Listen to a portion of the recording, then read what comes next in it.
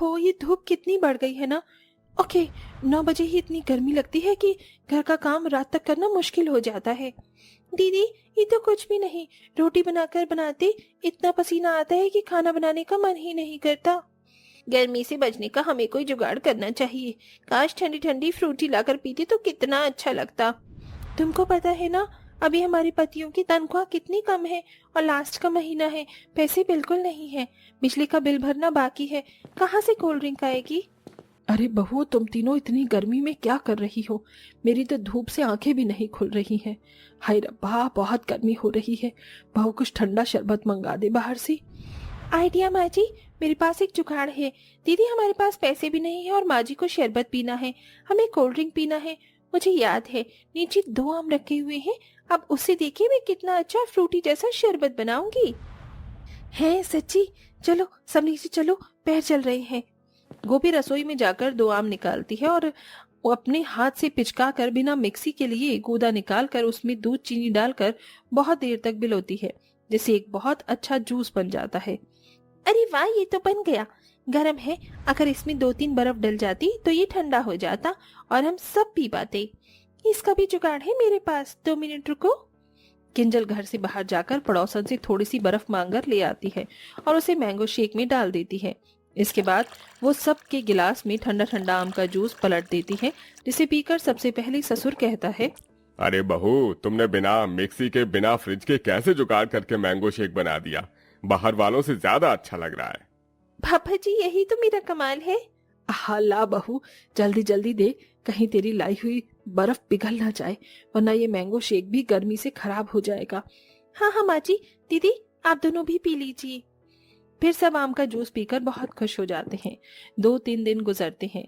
अब गर्मी इतनी तेज लगती थी कि घर में आराम से बैठना और हॉल में बैठकर टीवी देखना दुर्लभ हो गया था। हे भगवान, आप सब लोग घर में कैसे रहते हैं? हम तीनों की आज छुट्टी है और घर में बैठकर पागल हो गए हैं। हाँ भैया, आपने ठीक बोला, मेरा तो टीवी देखने का बिल्कुल मन नहीं कर रहा, पसीने आ रहे हैं। अब बेटा मैं क्या करूं, जो घर है वही है। चारों तरफ से गर्मी पड़ती है तो घर में भी तपन हो जाती है। काश कोई रास्ता होता। पापा जी, आपने बातों ही बातों में एक नया जुगाड़ सुझा दिया है। गोपी, तुम दोनों मेरे साथ इधर आओ। जी दीदी। तभी तीनों बहू बाहर के हैंडपंप का पानी बाल्टी में भरकर छत पर लाती हैं और छत पर डाल देती हैं और ऐसा 2-4 बार करती हैं, जिससे छत की सारी तपन खत्म हो जाती है और अब तीनों बेटों को कम गर्मी लगती है। अरे वाह, अब तो इतनी गर्मी नहीं लग रही जितनी पहले लग रही थी। आप दोनों तीनों सच में महान हो, जब देखो जुगाड़ करके कुछ ना कुछ रास्ता निकाल ही लेती हो। मैं तुम्हारी इस जुगाड़पंती से बहुत खुश हूँ। ऐसे ही 2 घंटे गुजर जाते हैं, लेकिन फिर गर्मी लगने लगती है। कूलर भी ढंग से काम नहीं कर रहा था। देखो माँ, देखो ना, मेरी गर्दन पर रैशेज हो गई, दाने निकल रहे हैं। अब फिर से गर्मी लगने लग गई। थोड़ी देर में पहले लग रही थी। ये कूलर भी गर्म हवा फेंक रहा है माँ। बेटा, मैं भी अभी यही कहने वाला था। बहू, क्या कूलर का भी कुछ जुगाड़ हो सकता है जिससे हमें ठंडी ठंडी हवा आए? बहुत पुराना हो गया है ना, इसलिए शायद ऐसा कर रहा है।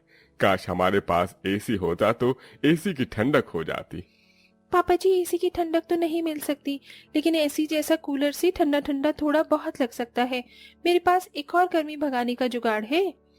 किंजल दोनों बहू के साथ मिलकर कूलर को स्टैंड से उतारकर उसकी सफाई करती हैं और उसके कूलर पंप के पाइप का थोड़ा काट देती हैं और ऐसे एडजस्ट करती हैं जिससे कूलर और पंप चलाने पर पानी की छींटें ठंडी हवा के साथ घर के अंदर सब पर पड़ती हैं। ये सबको बहुत अच्छा लगता है। अरे वाह वाह, ऐसा लग रहा है बारिश की बूंदें चेहरे पर आ रही हैं। कितना सही तरीका है बहू तेरा ये जुगाड़। मुझे भी बहुत अच्छा लग रहा है। और हमें भी ये कहने में कोई परेशानी नहीं है कि हमारी बीवी एक नंबर की जुगाड़ू है। अब तो कोई गर्मी ही नहीं लग रही।